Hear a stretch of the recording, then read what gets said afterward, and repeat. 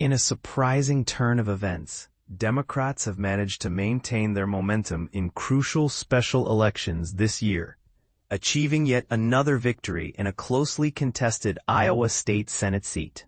This win is not just a minor achievement. It represents a strategic opportunity for the party to disrupt the Republican supermajority in the state legislature and showcases a renewed enthusiasm among Democratic voters, even in an off-year election cycle. Additionally, the Democratic candidate in a Georgia state Senate race is on track to advance to a runoff against a Republican rival in a district known for its conservative leanings. Let's delve into the key takeaways from the results of Tuesday night's elections. Significant win for Democrats. The Democratic Party has faced challenges in rallying its base and presenting a united front following the disappointing outcomes of the 2024 presidential election and other significant races last November.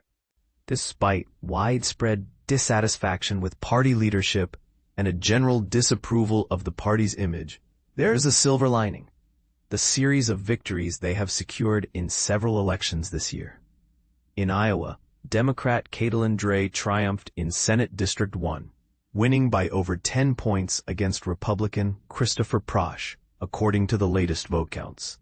This victory is part of a broader trend of Democratic successes that could provide a much-needed boost as the party gears up for the midterm elections.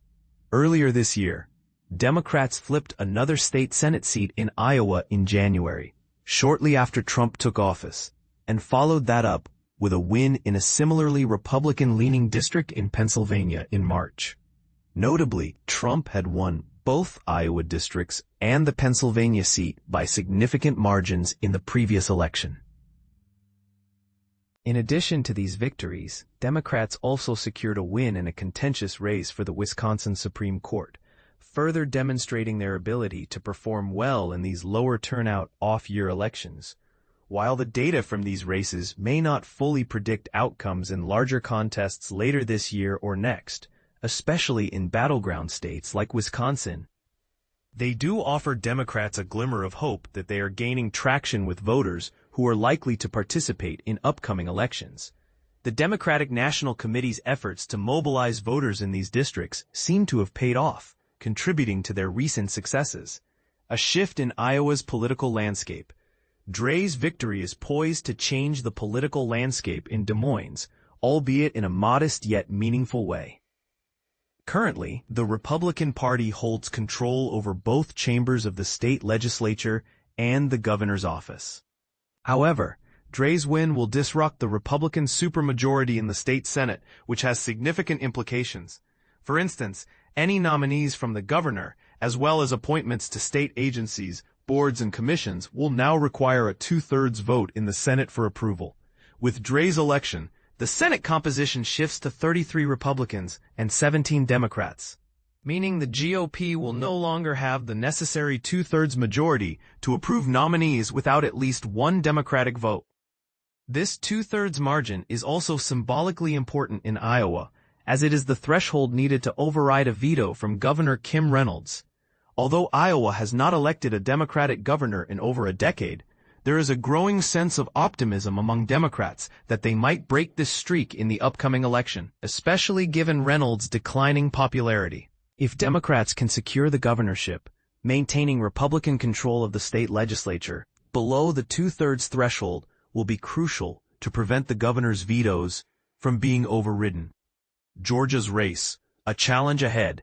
In Georgia, a competitive state Senate race was also held on Tuesday to fill the vacancy left by former State Senator Brandon Beach, who was appointed by Trump to serve as the U.S. Treasurer.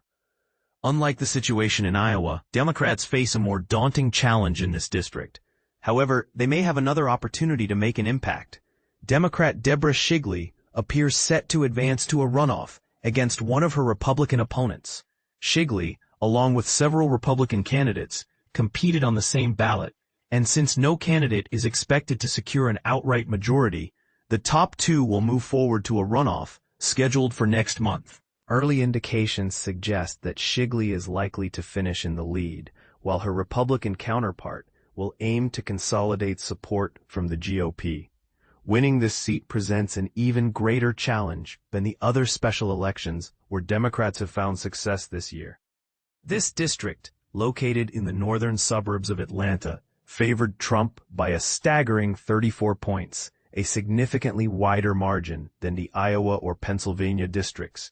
Nevertheless, Shigley has managed to rally Democratic support and seems poised to outperform former Vice President Kamala Harris's results from the previous November, which is a promising sign for Democrats in traditionally Republican areas. What's next? As we reflect on these developments, it's clear that the political landscape is shifting, and the implications of these elections could resonate well into the future. Will these victories translate into broader support for Democrats in the upcoming midterms? Or will the challenges they face in more conservative districts prove too great? We'll invite you to share your thoughts in the comments below. Do you believe these recent wins signal a turning tide for the Democratic Party? Or are they merely isolated incidents? Let's discuss.